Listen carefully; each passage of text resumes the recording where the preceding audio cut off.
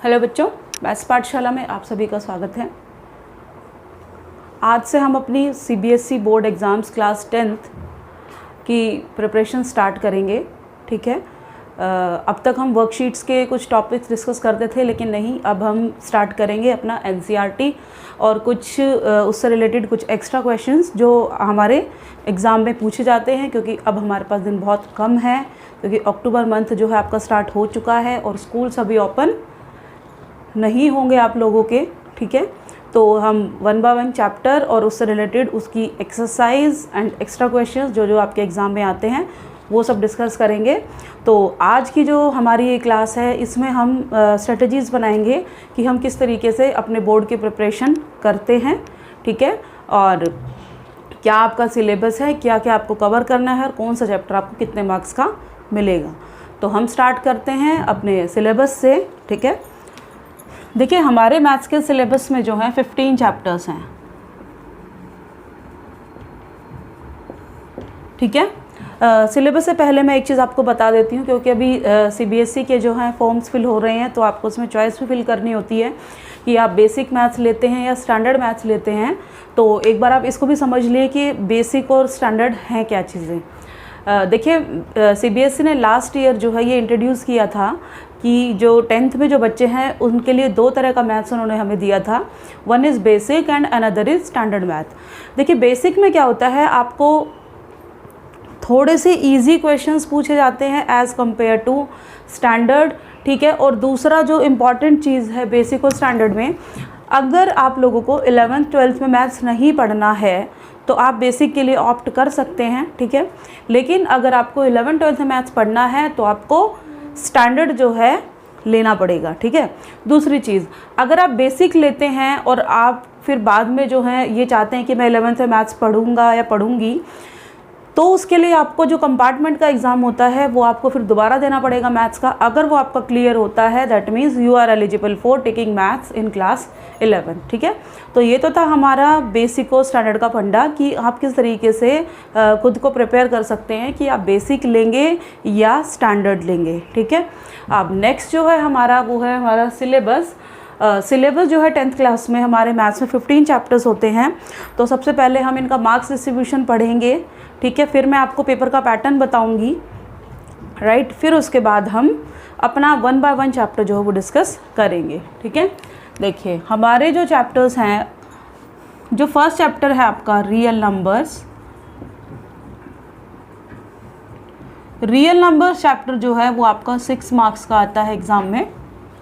ठीक है, ये जब हम चैप्टर डिस्कस करेंगे तो मैं आपको इंपॉर्टेंट क्वेश्चन बताऊंगी कि कौन कौन से क्वेश्चन आपके पेपर में आते हैं, और ये गारंटेड है जो आपको क्वेश्चन बताए जाएंगे वही आपके पेपर में आपको मिलेंगे। ठीक है, सेकेंड चैप्टर है हमारा पॉलिनोमियल्स। थर्ड चैप्टर हमारा आता है linear equations. Fourth is quadratic equations.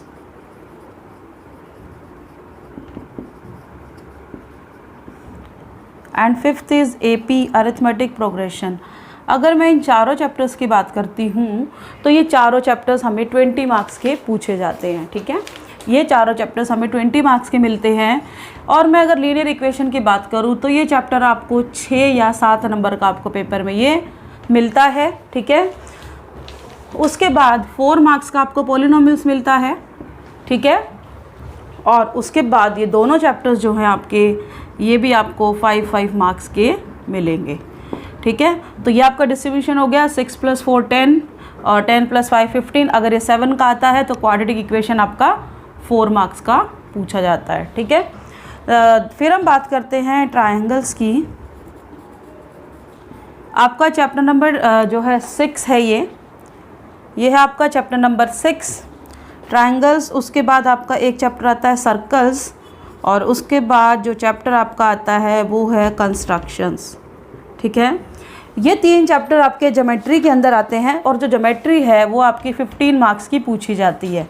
ठीक है, 15 मार्क्स में से जो कंस्ट्रक्शन है आपका 4 मार्क्स का कंस्ट्रक्शन आता है। ठीक है, और 11 मार्क्स का आपको ये 2 चैप्टर आते हैं। ठीक है, यानी कि हम कह सकते हैं 4 मार्क्स का आपका सर्कल्स है, 4 मार्क्स का आपका कंस्ट्रक्शंस, और उसके बाद ये कितना बचा आपके पास 7 मार्क्स का आपका ट्राइंगल्स चैप्टर आता है, ठीक है। Then come to next is chapter number 8 यानी कि ट्रिग्नोमेट्री और आपका जो चैप्टर नंबर 9 है हाइट एंड डिस्टेंस। जो ये चैप्टर है आपका हाइट एंड डिस्टेंस, ये दोनों चैप्टर्स आपके मिला के 12 मार्क्स के पूछे जाते हैं। और मैं ये कह सकती हूँ कि ट्रिग्नोमेट्री आपको 8 मार्क्स का मिलता है और chapter number 9 height and distance आपको 4 मार्क्स का पूछा जाता है, ठीक है। उसके बाद हमारा आता है 8th नंबर पे हमारे पास मिलेगा मेंसुरेशन यानी कि chapter number 12 and chapter number 13। और ये दोनों चैप्टर्स जो है वो आपको 10 मार्क्स के पूछे जाते हैं, यानी कि 5 मार्क्स का आपको ये मिलता है और 5 मार्क्स का आपको ये वाला चैप्टर मिलेगा, ठीक है। देन हमारे 2 ही चैप्टर बचे हैं, स्टैटिस्टिक्स और देन प्रोबेबिलिटी। ये चैप्टर नंबर 14 है, ये चैप्टर नंबर 15 है और ये टोटल मिला के आपको 11 मार्क्स का पूछा जाता है। और स्टैट जो है वो 6 या 7 नंबर की पूछी जाती है और अगर ये 6 का पूछा गया है तो ये 5 का मिलेगा आपको और 7 का पूछा गया है तो ये 4 नंबर का आपको मिलेगा। तो ये था आपका पूरा का पूरा ब्लूप्रिंट जिसके अकॉर्डिंग आपका CBSE का पेपर आता है, ठीक है। तो आप इसको अपनी नोटबुक में भी नोट कर लीजिएगा क्योंकि हो सकता है ऑनलाइन क्लासेस हैं तो आपको अभी सिलेबस के बारे में भी नहीं पता है, कुछ टॉपिक्स आपके डिलीट भी हुए हैं। वो जो चैप्टर हम पढ़ेंगे उसके साथ साथ मैं आपको बताती जाऊंगी कि कौन सा टॉपिक आपको पढ़ना है, कौन सा टॉपिक हटाया गया है और कौन से टॉपिक से किस टाइप के क्वेश्चंस पूछे जाते हैं, ठीक है। तो ये था आपका 10th क्लास का मैथ्स का ब्लूप्रिंट, ठीक है। अब हम एक बार पेपर पैटर्न पे भी नज़र डाल लेते हैं कि पेपर जो है वो किस तरीके से पूछा जाता है, क्योंकि लास्ट ईयर जो है आपका पेपर पैटर्न भी चेंज हो गया था। वो क्या है देखते हैं।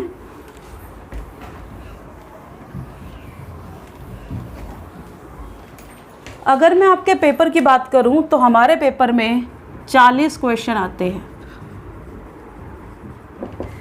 ठीक है। ये है हमारा पेपर पैटर्न डिस्कस कर रहे हैं हम। 40 क्वेश्चन हमसे पूछे जाते हैं पेपर में, ठीक है। और हमारे पास 4 सेक्शन होते हैं, section A, section B, section C and 4th section D, ठीक है। जो फर्स्ट सेक्शन होता है उसमें 1 मार्क के क्वेश्चन होते हैं, सेकंड सेक्शन में आपके 2 मार्क्स के क्वेश्चन होते हैं, थर्ड सेक्शन में आपको 3 मार्क्स के क्वेश्चन मिलेंगे और सेक्शन डी में आपको 4 मार्क्स के क्वेश्चन मिलते हैं, ठीक है। अब अगर मैं बात करूं तो जो आपके 1 to 20 क्वेश्चन होते हैं, 1 to 20 क्वेश्चन ये आपके 1 मार्क के मिलते हैं। ये आपके MCQ भी हो सकते हैं, फिलअप भी हो सकते हैं, ठीक है, और आपके डायरेक्ट क्वेश्चन भी हो सकते हैं, ठीक है। तो ये तो हो गया। अब उसके बाद जो नेक्स्ट जो 2 नंबर के क्वेश्चन पूछे जाते हैं वो आपके होते हैं 6 क्वेश्चन होते हैं 2 नंबर के, ठीक है। 20 तक तो आपके हो गए 1 मार्क के। तो हम कह सकते हैं कि 21 से लेकर जो 26 तक आपके क्वेश्चन है, 6 क्वेश्चन ये आपके 2 मार्क्स के होते हैं, ठीक है। उसके बाद जो 8 क्वेश्चन होते हैं, 8 क्वेश्चंस आपके 3 मार्क्स के होते हैं, यानी कि 27 से लेकर, देखिए एक बार मैं फिर से बता देती हूँ, 1 to 20 आपके MCQ हो गए। उसके बाद सेक्शन बी जो है 21 to 26 ये आपके 6 क्वेश्चन होते हैं 2-2 नंबर के, ठीक है। उसके बाद 3 नंबर के जो क्वेश्चन होते हैं वो 8 होते हैं, ठीक है। और उसके बाद जो 4 नंबर के क्वेश्चन बचेंगे वो आपके होंगे 6 क्वेश्चन, ठीक है। समझ आया?